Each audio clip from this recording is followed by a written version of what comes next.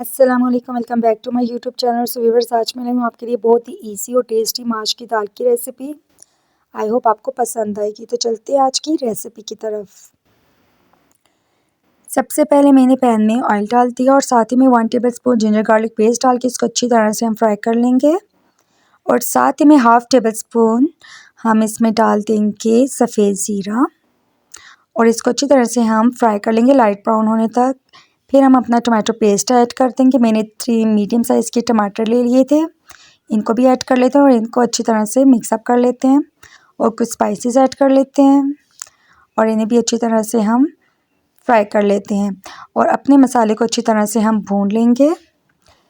میں نے 2 کپ کے قریب میں نے ماش کی دال لی اور اس کو اچھی طرح سے صاف کر کے اس کو دھو لیا تھا میں نے.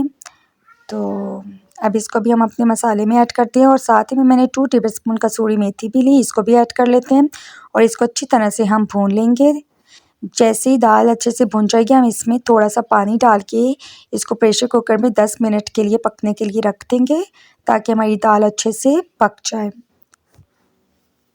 تو ملتے ہیں 10 منٹ کے بعد. آپ دیکھ سکتے ہیں ہماری پیاری سی ماش کی دال بالکل ریڈی ہے. میرے چینل پر جتنے بھی نیو ہیں پلیز میرے چینل کو سبسکرائب کریں، مجھے سپورٹ کریں. Thank you so much for watching. Take care. اللہ حافظ.